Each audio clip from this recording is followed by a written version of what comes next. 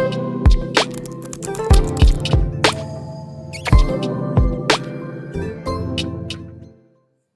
Guys, क्या कर रहे हो? एक बार फिर से स्वागत है आपका हमारे खूबसूरत से यूट्यूब चैनल स्टूडियो पे। आज के लेक्चर में हम बात करने वाले हैं ऑर्थोगोनल ट्रांसफॉर्मेशन और ऑर्थोगोनल मैट्रिक्स की। ऑर्थोगोनल मैट्रिक्स एक बहुत ही इंपॉर्टेंट टॉपिक है, बहुत सी एग्जाम में पूछा जाता है, लेकिन ये काफी इंपॉर्टेंट चैप्टर, तो इसको ध्यान से समझना कि ऑर्थोगोनल मैट्रिक्स क्या होता है और ऑर्थोगोनल ट्रांसफॉर्मेशन क्या होता है। तो चलिए स्टार्ट करते हैं आज का लेक्चर। मैं आपको समझाना चाहूंगा सबसे पहले ऑर्थोगोनल ट्रांसफॉर्मेशन।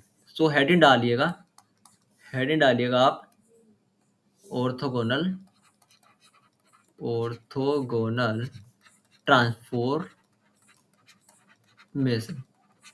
राइट। सबसे पहले मैंने कंसिडर किया एक ट्रांसफॉर्मेशन है R N to R N में, राइट। और ट्रांसफॉर्मेशन क्या है? T X vector equal to A X vector. अब मैं मान के चलता हूँ कि मेरा norm of T X vector is equal to norm of X vector आता है ना, तो वो लीनियर ट्रांसफॉर्मेशन ऑर्थोगोनल ट्रांसफॉर्मेशन कहलाती है for every X in R N. और इधर अगर ये होता है तो ए क्या होता है मेरे पास? ऑर्थोगोनल मैट्रिक्स होता है। अगर norm of T X vector is equal to norm of X vector होता है तो ए मेरा क्या होता है? ऑर्थोगोनल मैट्रिक्स होता है, राइट। ये मेरे पास की ऑर्थोगोनल ट्रांसफॉर्मेशन की डेफिनेशन, राइट। अब है मेरे पास अगली हेडिंग है मेरे पास orthogonal orthogonal transformation orthogonal transformation reverse preserves sorry orthogonal transformation preserves orthogonality, right. अब ये क्या बोलता है कि मेरे पास टी एक ट्रांसफॉर्मेशन है R N to R N, और V vector and W vector are in R N, right. वो मेरे पास क्या है? ऑर्थोगोनल है, राइट। वो मेरे पास क्या है? ऑर्थोगोनल है। अब ये बोलता है कि मेरे पास कि टी ऑफ अगर अगर ये है तो ये भी है। क्या है? अगर ये चीज है तो ये भी है। और ये क्या बोलता है? ये ऑर्थोगोनल है। और मैंने तो आपको बताया कोई ट्रांसफॉर्मेशन ऑर्थोगोनल उसकी लेंथ प्रिजर्व करता है, यानी वो लेंथ प्रिजर्व करने का मतलब norm of T X vector equal to X vector होना चाहिए। ये बोलता है कि भाई ये भी ऑर्थोगोनल होएगा। अपने को ये प्रूफ करके देखते हैं अपन इसको। तो प्रूफ देखते हैं अपन इसका। प्रूफ क्या है मेरे पास? मैं प्रूफ करना क्या है वैसे, तो मैं पहले वो बताता हूँ। To prove norm of T of V plus T W vector norm of का square that is norm of T V vector, norm of T vector का square plus norm of T W vector का square. ये मेरे को proof करना है। इससे मैं क्या बता दूंगा कि ये मेरे पास ऑर्थोगोनल है, राइट। मेरे पास है ये चीज है, तो मैं इसको अगर मैं ऐसा लिखता हूँ T of V plus T of W का square that is equal to T of V plus W. अब आप बोलोगे ये कैसे लिखा? ये मैंने ऐसे लिखा कि मेरे पास टी क्या था?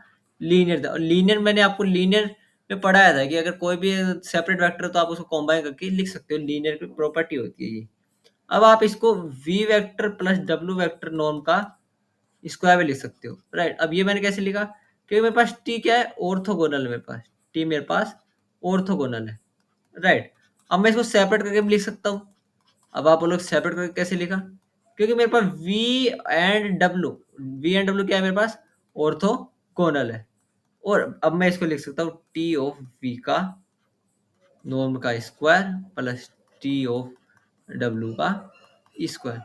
ये मेरे पास टी ऑफ वी और टी ऑफ डब्ल्यू क्या हो गए? ऑर्थोगोनल हो गए। अगर ये प्रिजर्व ऑर्थोगोनलिटी यानी ऑर्थोगोनल ट्रांसफॉर्मेशन प्रिजर्व ऑर्थोगोनलिटी, ये चीज आप ध्यान में रखना, राइट। अगले अपन बात करते हैं, काफी इंपॉर्टेंट चीज अपने पास, वो है मेरे पास ऑर्थोगोनल। क्या है मेरे पास? Orthogonal matrix, right. अब कंडीशन बताता हूँ मैं आपको। ऑर्थोगोनल मैट्रिक्स, कोई मैट्रिक्स ऑर्थोगोनल मैट्रिक्स कब कहलाती है? अगर उसका A transpose A is equal to I N के इक्वल आ जाए। एन क्या? इधर ऑर्डर ऑफ ए है ना, जिस ऑर्डर का ए होगा उस ऑर्डर का अपन एन ले लेंगे। ए कंडीशन थी। ए कंडीशन क्या है? A transpose equal to A inverse आ जाए। क्या आ जाए? A transpose equal to A inverse आ जाए। एक और कंडीशन क्या है? columns of columns of A forms an orthonormal columns of A form an orthonormal basis of Rn, यानी कॉलम ऑफ ए क्या फॉर्म करनी चाहिए, ऑर्थोनॉर्मल बेसिस फॉर्म करने चाहिए। और इसकी डिटरमिनेंट की वैल्यू क्या आती है, प्लस माइनस वन, या तो प्लस वन होगी या फिर माइनस की वन होगी। राइट, अब मैं एक ट्रिक बताता हूँ, आप इसको आप ट्रिक के रूप में याद रखना। ट्रिक है मेरे पास, आप मान लो कि आपको कोई मैट्रिक्स ए गिवन, अब आपको बोला कि भाई ये मैट्रिक्स ऑर्थोगोनल है या नहीं, ये चेक करके बताओ। ठीक है, तो मैं चेक कैसे करूंगा, तो चेक करने का मेरे पास आसान सा तरीका है कि उसके रो के स्क्वायर का सम, यानी रो के रो के स्क्वायर का सम, सॉरी, रो के स्क्वायर का सम मेरे पास वन होना चाहिए। यानी रो का स्क्वायर कितना होना चाहिए, मेरे पास वन होना चाहिए। और क्या होना चाहिए उसके साथ साथ, दो रो दो रो के एलिमेंट वाइज मल्टीप्लाई, दो रो के एलिमेंट वाइज मल्टीप्लाई करके ऐड करना। सो वो कितना आना चाहिए मेरे पास, जीरो। ये मैं आपको समझाऊंगा थोड़ी देर बाद। ये ट्रिक है, रो का स्क्वायर कितना आना चाहिए, वन, और दो रो के एलिमेंट वाइज मल्टीप्लाई करके ऐड करने में कितना आना चाहिए, जीरो। राइट, तो चलिए क्वेश्चन स्टार्ट करते हैं ऑर्थोगोनल मैट्रिक्स का। देखो मैट्रिक्स गिवन है, अब आपको बोला है इसकी ऑर्थोगोनल मैट्रिक्स निकालो, यानी मेरे पास ए बी सी अननोन है। अरे आपको ए बी सी दिख रहा होगा ना, अरे देखो जैसे ए बी और सी मेरे पास अननोन है, तो मेरे को इनकी वैल्यू निकालनी है, बताने की ऑर्थोगोनल मैट्रिक्स निकालनी है इनकी। राइट, सो क्या तो आप इसको A transpose A equal to I N से कर सकते हो, ये तो आपकी पहली अप्रोच है। दूसरी अप्रोच क्या है, A inverse equal to I N से कर सकते हो, या फिर दूसरी अप्रोच है, या फिर आप कॉलम वाइज का जैसे मैंने आपको ट्रिक बताई थी उससे कर सकते हो। सो मैं प्रेफर करूंगा मेरी ट्रिक से करने के लिए, आप इसे भी ट्राई करके देख सकते हो, आंसर आपका सेम ही आएगा। सो ट्रिक में क्या बताया था कि sum of multiply of two row, sum of multiply of two row, component element wise करना है ना, element wise that is equal to zero.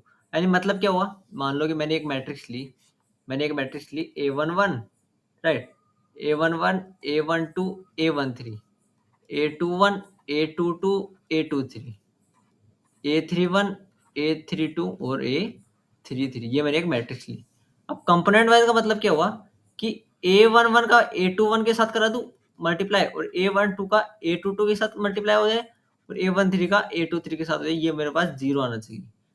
Right, और दूसरी कंडीशन क्या हो गई मेरे पास, दूसरी कंडीशन मेरे पास ये हो गई कि A two one, A three one plus A two two, A three two plus A two three, A three three का मल्टीप्लाई जीरो आ जाए, एंड ए वन वन और A three one plus A one two, A three two plus A one three और A three three that is equal to zero आ जाए। तो चलिए ये अप्लाई करते हैं अब ऊपर वाली मैट्रिक्स के ऊपर। राइट, सो ऊपर वाली मैट्रिक्स एक बार मैं इधर साइड में लिख लेता हूँ, तो मेरे पास two by three, right, two by three, two by three and one by three, one by root two minus one by root two, zero, A B और सी। तो चलिए अपन इसका मल्टीप्लाई करते हैं, तो मेरे पास आ गई। अगर आप इन दोनों मल्टीप्लाई करते हो, सबसे इनिशियली आप इन दोनों मल्टीप्लाई करते हो, आपके पास आएगा, सो आपके पास आ गया four by nine, right, four by nine, और ये हो गया मेरे पास माइनस का वन बाई फोर, माइनस का one by four plus A B that is equal to zero.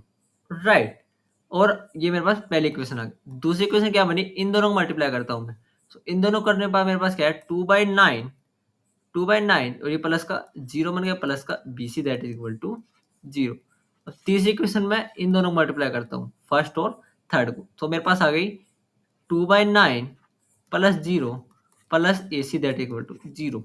यानी इससे मेरे को क्या मिला, B C is equal to minus two by nine. इधर से मेरे को क्या मिला, A C is equal to two by nine. Right, और इधर से मेरे को क्या मिला, इधर से मेरे को मिला A B is equal to, अगर आप इसको सोल्व करते हो तो ये मेरे पास हो जाएगा वन बाई फोर माइनस का फोर बाई नाइन। राइट, और इसको फर्दर सिंप्लीफाई करते हो तो मेरा एलसीएम आ गया 36। राइट, तो ये हो गया मेरे पास नाइन माइनस का 4 16 that is equal to, and that is equal to 36, एंड माइनस का ये हो गया 9 माइनस 16 कितना हो गया मेरे पास, ये हो गया 6 और एक 7, 7/36, यानी 1/4 minus 1/4 that is equal to ये आ गया। अगर आप इसको फर्दर सिंप्लीफाई करते हो मेरे पास ए आ जाएगा, मेरे पास 1/√18 और बी इज इक्वल टू आ जाएगा 1/√18 और सी इज इक्वल टू आ जाएगा -4/√18। ये मेरे पास ए बी सी की वैल्यू आ गई। अब आप इसको इक्वेशन में रख के चेक भी कर सकते हो। ठीक है, चेक करने का बेहद आसान सा तरीका है, जैसे मैंने आपको बताया था कि रो के स्क्वायर का सम कितना आना चाहिए, 1 आना चाहिए, और 2 रो के एलिमेंट वाइज मल्टीप्लाई करके ऐड करने का सम भी कितना आना चाहिए, 0 आना चाहिए। ठीक है, सो आज के लेक्चर में इतना ही, मिलेंगे आपको अगले लेक्चर में।